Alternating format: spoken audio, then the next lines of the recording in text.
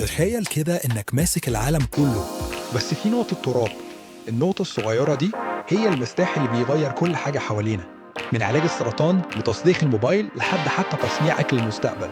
ده يا صاحبي مش سحر، ده اسمه النانو تكنولوجي. النانو تكنولوجي يعني التعامل مع المواد على مستوى صغير جدا، صغير لدرجة إنك بتتحكم في الذرات نفسها. النانو 1/1,000,000,000 مليمتر، يعني لو قسمنا شعرة واحدة ل100,000 جزء، النانو جزء واحد منهم بس. العلم ده بدأ يا صاحبي من الثلاثينات، لكن اللي فجره فعلا كان العالم ريتشارد فاينمان سنة 1959 لما قال جملة غيرت التاريخ: There's plenty of room at the bottom، يعني لسه في مساحة ضخمة نكتشفها جوه أزهر الحاجات. النهاردة النانو موجود في كل حتة وانت مش واخد بالك. الكريم اللي بتحطه على وشك فيه جزيئات نانو بتساعده يدخل الجلد أسرع.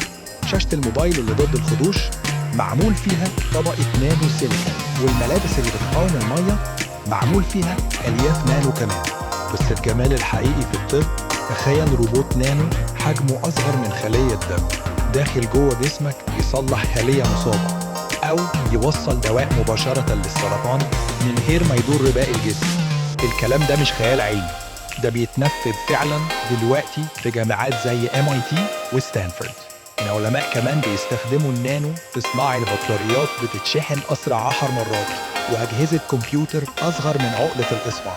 واللي جاي نانو هيكمات ذكية، مواد تبني نفسها وشيبس تتزرع في الجسم تقيس صحتك لحظة بلحظة. النانو مش بس علم، ده باج المستقبل، العلم اللي بيخلينا نحكم في الكون من أصغر ذرة عشان نغير أكبر واقع. فكر كده، لو المستقبل بيتبني من ذرات، يبقى ممكن جدا أصغر فكرة جوه دماغك تكون هي النانو اللي هيغير العالم. مصادر موثوقة اعتمد عليها: National Nanotechnology Initiative NNI, NanoGov, MIT Nanoscience Lab Reports, Stanford Nano Shared Facilities, Scientific American, The Next Revolution, Nanotechnology in Everyday Life, NASA Nanotechnology Research Updates.